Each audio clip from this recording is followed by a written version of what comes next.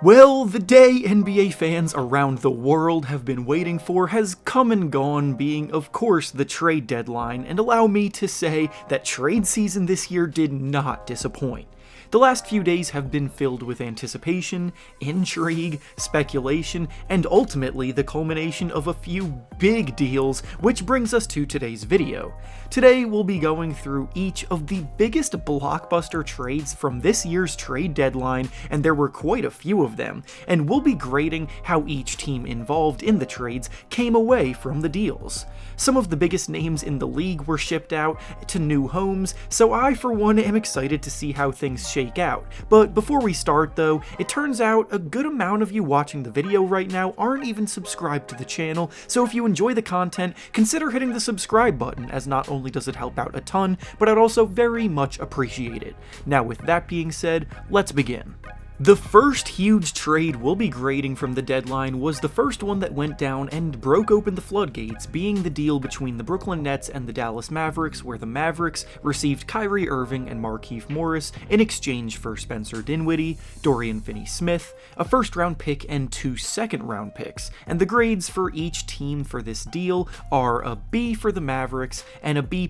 for the Nets. Now obviously, the Mavericks got the best player involved in this deal by a wide margin, and in a vacuum, the players that the Nets got back in return for Irving's services are not on par with what Irving provides, but there is so much more context that needs to be taken into account with this deal. For one, the whole reason that Irving was being moved in the first place is because he's about to become a free agent this summer, and the Nets were not planning on re-signing him, so they could have lost him for nothing without a trade. Dinwiddie is no slouch in the scoring department, and Dorian Finney-Smith is actually one of the most valuable two-way 3-and-D players in the league right now, so they did manage to get some value in return, along with a first-round pick in the trade. For the Mavericks, I honestly love the partnership of Luka Doncic and Kyrie Irving in the backcourt together, because so many people, myself included, have been begging the Mavericks to get Luka a competent, star-caliber teammate, and now he has that, but it did come at a cost.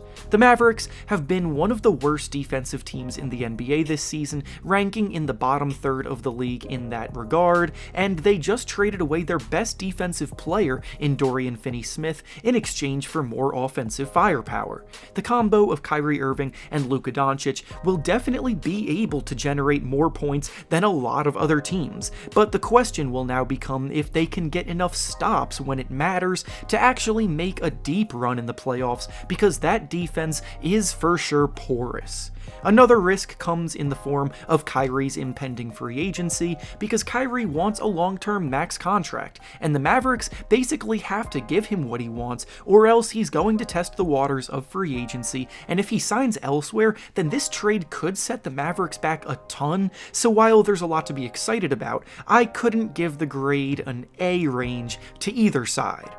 The next blockbuster trade that went down at the deadline we'll be grading is a deal between the Lakers, Timberwolves, and Jazz in a 3-team situation where the Lakers received DAngelo Russell, Jared Vanderbilt, and Malik Beasley. The Timberwolves received Mike Conley, Nickeil Alexander-Walker, and a few second-round picks, and the Jazz received Russell Westbrook, Juan Toscano-Anderson, Damian Jones, and a first-round pick from the Lakers, and the grades for each team here are an A for the Lakers, a C- for the Timberwolves, and a B+ for the Jazz. I'll be the first to say that I was not expecting the Lakers to be able to pull off a haul like this with the assets that they had at their disposal, but somehow they found a way to actually secure some pretty impactful players to round out their rotation with them. DAngelo Russell is the player that everyone's going to focus on because he's the biggest name, but I don't think he's actually the most important player in the deal at all. Jared Vanderbilt has quietly become one of the most versatile defenders in the NBA at the forward position,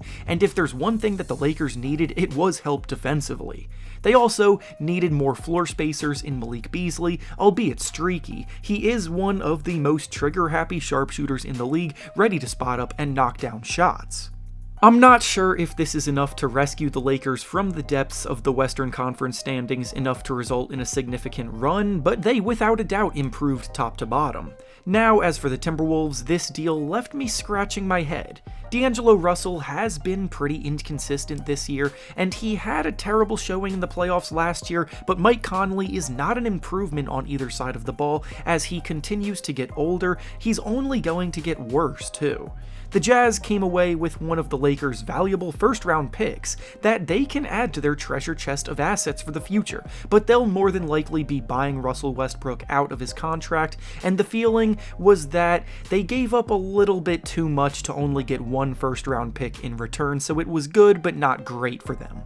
The next blockbuster deal that went down at the deadline that we'll be grading came while most people were sleeping, where the Brooklyn Nets shipped out Kevin Durant and TJ Warren to the Phoenix Suns in exchange for Mikal Bridges, Cam Johnson, Jay Crowder, 4 first-round picks, and a pick swap. And the grades for each team here are an A- for the Suns and a C for the Nets. We all woke up to a surprising alert on our phones that marked the official end of the Nets super team era. In 1 year, the Nets managed to lose all of James Harden, Kyrie Irving, and Kevin Durant. After the Kyrie trade, there was some hope that the season could be salvaged because of the addition of Dorian Finney-Smith, which was a good one, and the scoring was being replicated by Cam Thomas, but clearly that was not the case, and as a result, the Phoenix Suns got exactly what they needed to rejuvenate their underwhelming season to get themselves back into contention. Currently being in 5th place in the Western Conference standings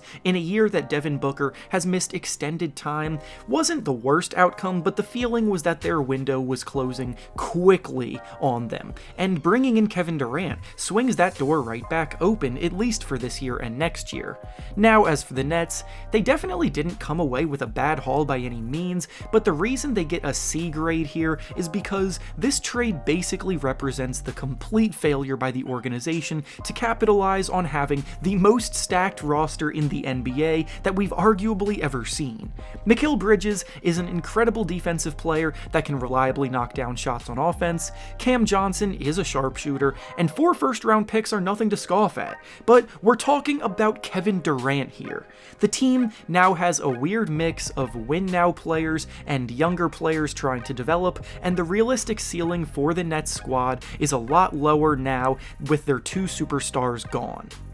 And while there were a ton of other trades made on the day, none of them really qualified as big blockbuster deals like this one's do, so that's where we'll wrap things up. Make sure to like the video, subscribe to the channel, and comment down below what you think about all of the trades that were made today, including these ones. Thanks for watching, and I'll see you all next time.